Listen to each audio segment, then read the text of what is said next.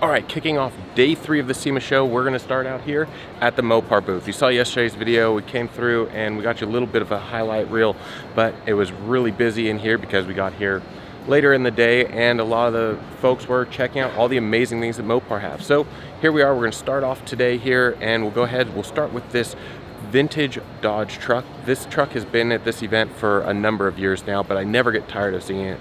The vehicle's just really clean and nicely done. Let's go ahead, show you the truck and show you the other vehicles that Mopar here has at the 2022 SEMA Show. And continue the tradition for the last number of years, Graveyard Cars has brought, well this year, not one, but 2 vehicles that they've restored. The Challenger TA here on your right, my left, is got the new Hellcat Red Eye crate engine installed in it, and it's really nice because they have the completely stock look on the inside and out, but you pop the hood, you've got that Hellcat Red Eye crate engine sitting under the hood with all the power you could possibly want. Next to it is a very special 71 Hemi Cuda. It is a factory Hemi Cuda and it's known as a Phoenix Cuda. That car was involved in a really nasty garage fire. You can go through, they detailed the restoration on their show. They also have a Facebook page dedicated just to that Phoenix Cuda. You can go through and see everything that they went through to restore it, bring it back to the condition that you see here today. Now, Jeep wants to be your source for your potential EV conversions on your Wranglers. And so the concept behind me, the Surge E, this is their attempt at making a electric converted Wrangler for you to go and hit the trails up. They got the battery pack in the trunk, making the setup really modular. It's of course concept phase now, but we could see this going into production in the future as a kit for those of you that do want to do a electric conversion on your Jeeps. And of course, as we expected, Mopar brought out a couple of custom Ram trucks. Got a TRX and a 1500 here.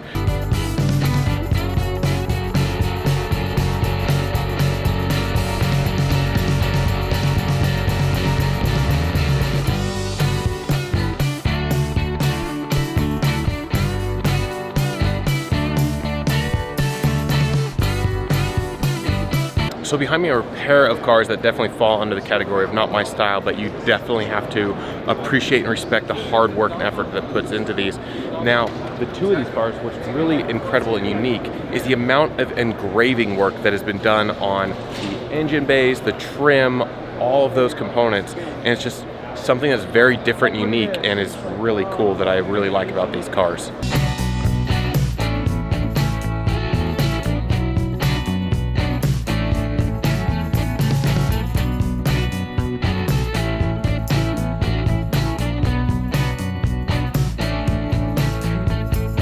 Now, and what I'm gonna have to say is a marketing fail. I'm sorry, QA1. When I think of cars that can handle and upgrade suspension and things of that, the first car that comes to mind is definitely not a donk. I mean, don't get me wrong, the car is pretty cool. It definitely fits in here at SEMA, but it's not something that I would expect to see in a booth for a company that focuses on performance handling and suspension components. So behind me is the Cuda that Dodge should have built on the new platform. They started out with a Hellcat Challenger and then redid the bodywork in, well, in this case it looks like all carbon fiber, and the styling is that of a 71 Cuda.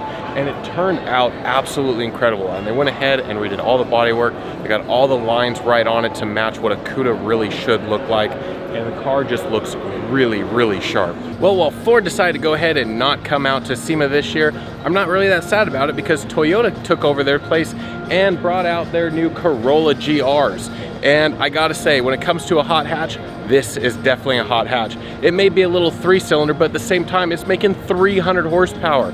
So 300 horsepower, 100 horsepower per cylinder, and you're looking at like Hellcat Red Eye when you're talking about horsepower per cylinder. So the performance you get out of this car is absolutely insane. And then of course you've got 3 different levels of models for this car that you can get, and it's really cool. When Toyota announced this vehicle, I was really excited about it, but being able to see it in person is just really incredible little car, and I'm hoping maybe one day I can go ahead and get access to a media event and possibly go ahead and get behind the wheel of one of these because it looks like an absolute blast to drive.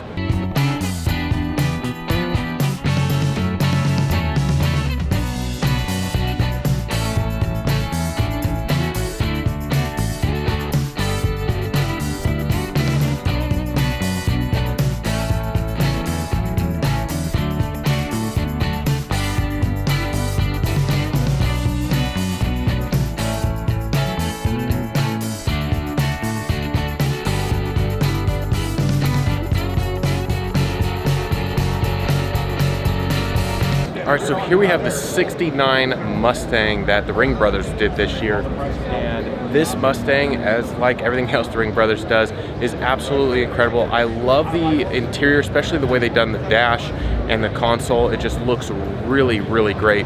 The taillights are insanely custom, and while still very much Mustang, and it just looks really great. The car is really well balanced, and the design work is just really top notch. And of course, again, being another blue car, I'm definitely a fan. All right, so for those who don't know, in the 80s, Dodge built these little trucks called the Rampage that was basically based on the K car platform. So it was a little truck, but it was a little car as well. And so it had the 2.2 liter 4-cylinder engine in the front. Well, this one doesn't have that anymore. Instead, it's got a 392 Hemi crammed in the bed of the truck. And it's a really cool design here. It's a lot of fun, and it's something that is truly unique, and they should probably make a Hot Wheels car of it if they haven't done so already. You know, it's pretty common these days to see an Eleanor Mustang at an event, whatever car show, local cars and coffee, but it's not every day you see the actual Eleanor Mustang from the movie. This is the actual hero car that was used in the filming of the Gone in 60 Seconds movie, and here it is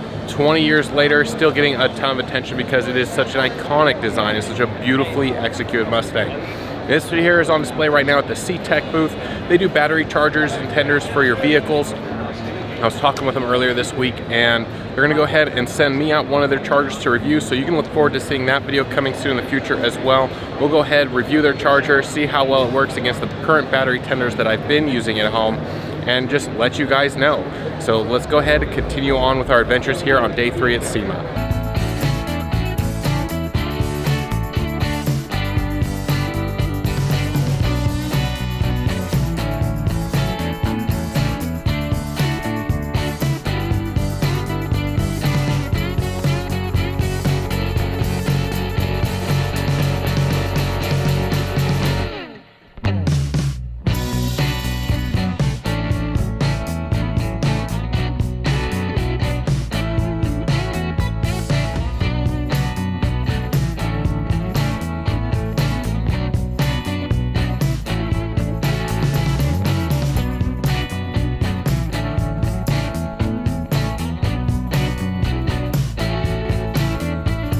All right, and that's gonna be a wrap here on SEMA 2022. I hope you guys have enjoyed all the videos this week of all the different things that they've got going on here.